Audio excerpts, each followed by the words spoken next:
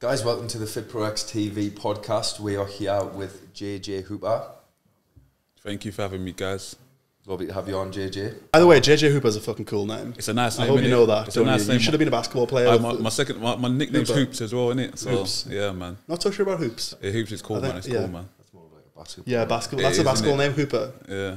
Do you never think about it? Do you never get? Do you know when people like have a cool surname or a cool name and they like push themselves, like Usain Bolt? It like links had in with to be a sprinter. Do you know what I mean? Like your surname's Bolt.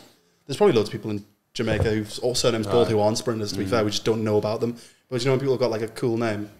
To be fair, I've always loved football, innit? I've always wanted to be a footballer, so You would love that name though, wouldn't you, Hoops? Yeah. No, yeah, genuinely. I'm thinking about changing it by deed poll.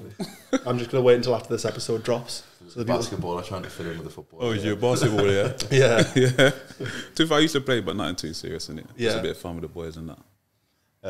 But yeah, so we've got JJ here. JJ is a professional footballer and he is also a coach at my gym, BodyHacks Fitness. You run a football coaching and S&C business. Yep. So if you'd just like to kick off by sort of introducing a little bit about, maybe start with the business and then sort of get into your football career. Yes, I've been a personal trainer for 4 months now.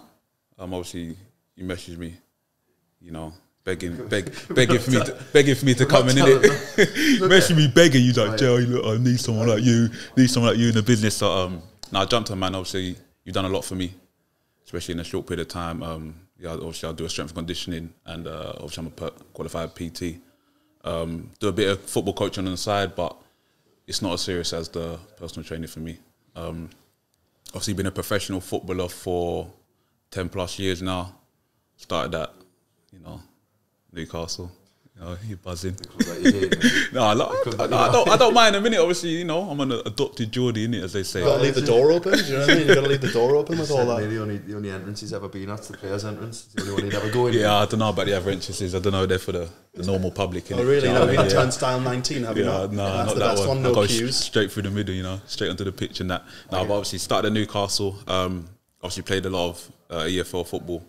Played a lot of League 1 games, League 2 games. Played for Port Vale, Wrexham, Barnet, Northampton twice. Northampton in League 1, Northampton in League 2. What did I pay for? Played for South Shields recently.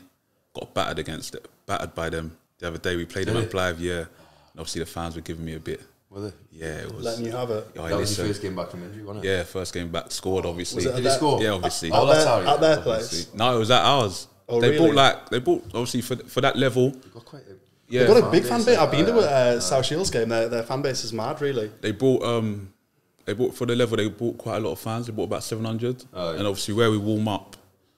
So you imagine behind the goal is where all their fans were, and obviously where we warm up, you have to warm up behind the goal as well. So you cut the sideline is quite narrow. So obviously I was warming up there, and listen, it was hot. I was hot. I was getting battered. One of my clients, old clients, he's like a lino, and he does like up to League 2, League 1, League 2, Right. as a lino.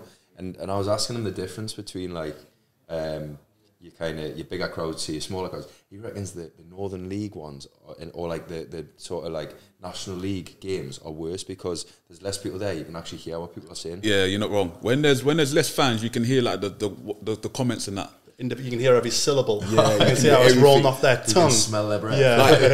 Like there was like an older woman at the game, innit, like a South Shields fan, and like she was battering me, and I was like shocked. I was like, you know, someone's grandma, like just battering me. Like she was like, you fucking idiot, and all this. I was like, wow, and things like that. But nah, man, it's good. Is that the one you shushed when you put Yeah, your goal in? Yeah, Just give her a little. Were you pointing at it like that? Yeah, Were you pointing at it? there was a group of them in it, and obviously, you know, it's like in football, innit, the banter, you know, they throw a banter back and things like that. Obviously, I had to give them a bit in it. They were battering me for the whole game. Normally, I wouldn't do that. Obviously, I've played against X teams before, and sort of just kept my. Obviously, I've scored against them and kept my. Well, there was another game I had to shush the fans, but most of the time I've kept my celebrations quite like just neutral, you know. But when they're battering you like that, you have to respond. You know, what I mean? Full speed slide on your knees all the way to the corner. What about kick the corner flag? I didn't want to get too close just in case it got a bit rowdy and try to jump out at me, innit? Yeah. But, it was good, man. You're a safe distance. Yeah. I know this pod's about you, like, but we're gonna have to jump in. Alright, this is fine, man. Don't worry, I'm gonna ask you a question later. It's all about you, really, mate. I hope you know that. Yeah. I once played a charity game for Borden against Kilmore. Right.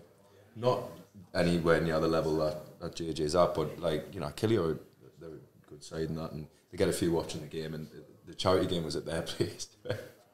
We got smashed 7-0. Right, there was about 100 people watching. What position were you playing? Started on every single person in that crowd. Do you know, I heard something about you. Heard you're an angry guy on the pitch. I heard you're proper angry. What position were you playing? Keeper. So I could you can see the 7 goals. Oh my What were you god! just picking them out the back of your net? Well, this kid, I think he's called Connor Lamb, and he just absolutely destroyed us. He scored like 4 goals, and they were all the same goal, and I just slammed my gloves off, walked off the pitch, and just never mind.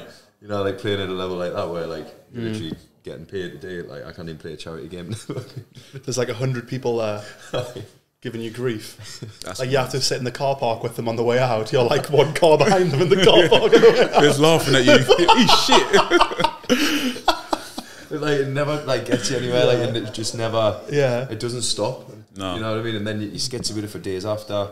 So then I stopped playing in goal. He said, forget that. So they retired you. Who's the bloke who retired you? What's his name? There was about 100 of them. Just friends and family of like the players. Just kicking off. Like exclusively like their neighbours, people they know. Love that. Walls were inside. No, good.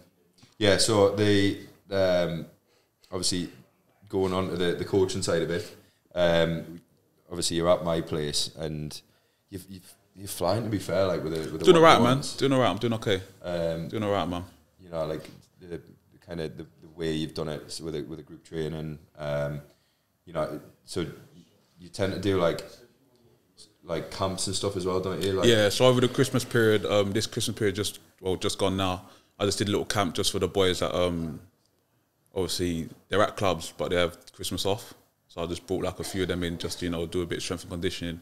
Bit of cardio work, just like in like a fun environment, just so they can get a bit fitter, so they can go back to football and feel sharp, And obviously the boys are doing really well, man. Like obviously I have quite a few of them that I do PT sessions with, and like the development I've seen in them has been massive. Yeah.